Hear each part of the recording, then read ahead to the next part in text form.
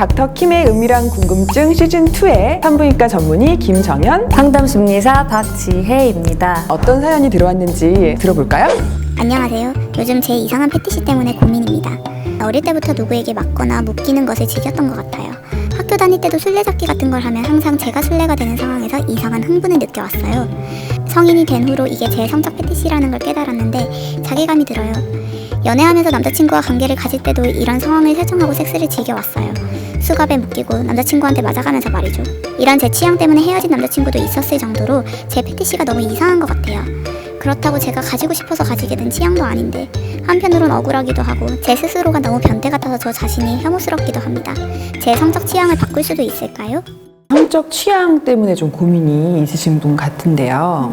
성적 취향은 다양하게 있을 수 있다고 생각하거든요. 모든 사람들이 갖고 있는 판타지는 있다고 생각을 해요. 그것이 이제 큰 문제가 된다고 생각은 안 하고요. 사실 패티시는 성적 대상의 어떤 일부분, 예를 들어서 발이라든지 손, 뭐 양말이라든지 스타킹이라든지 구두라든지 이런 부분을 보면서 성적 흥분을 느끼는 걸 패티시라고 해서 이 부분은 패티시가 있다라기보다는 마조히즘적인 경향이 있다라고 볼 수가 있을 것 같아요. 그래서 요것이 이제 발전을 하면 성도착장애의 일부인 성적 피악장애라는 게 있어요. 그래서 이것이 너무 일상생활에 지장을 주고 타인에게도 피해가 주면 질병으로 진단이 될 수도 있습니다. 그런데 제가 이분의 사례를 봤을 때 이제 그런 부분은 아니기 때문에 혐오감을 느끼실 필요는 없을 것 같아요. 다만 이제 중요한 거는 남자친구랑 헤어지기도 했다고 하셨더라고요. 그래서 혹시 너무 이 부분만 이제 강요하는 건 아닌지라는 생각이 들더라고요. 상대방의 판타지는 무엇인지 서로 주고받는 것이 있어야 되는데 내가 이게 좋기 때문에 난 무조건 이 플레이만 할 거야 라고 하면 상대방은 거부감을 느낄 수 있고 관계에서 만족감이 떨어질 수 있는 거죠. 그래서 이 부분은 조금 고려하시는 게 필요하다. 네, 맞습니다. 이렇게 성관계는 혼자만 하는 게 아니잖아요.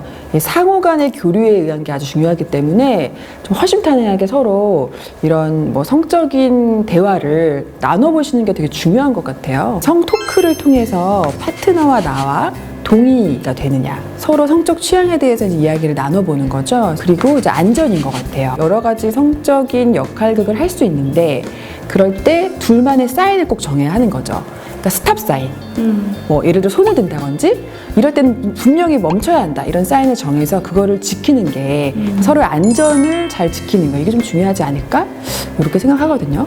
선생님 말씀하신 것처럼 이 용어를 말하면 스탑이다라는 거를 합의를 하셔야 되는데 보통 그만해 이런 거는 오히려 플레이상으로 느낄 수 있기 때문에, 왜냐면 이미 피하기잖아요. 그러니까 아예 다른 단어를 상정하는 게 좋습니다. 이제 이거를 제가 바꿀 수 없을까요? 라고 하셨는데 뭐 꼭 그거를 바꿀 필요가 있나라는 생각은 들어요. 다만 좀 더 융통성 있게 내가 제일 흥분을 느끼는 행위는 이것이지만 그거 외에 다른 방식들도 즐거워 이런 것들을 조금 더 다양화시켜 가면은 좋겠어요. 그런 방식으로 하신다면 꼭 이거를 변화시켜야 된다라고 생각을 하지는 않고요. 이거는 서로 자발적이어야 되고 상호 동의가 꼭 있어야 됩니다. 그렇지 않으면 이거는 착취가 될 수가 있어요. 학대가 될 수도 있고 어디까지 우리가 진행할 것인가에 대해서 사전에 합의하는 게 필요합니다. 네, 좋은 말씀이었습니다.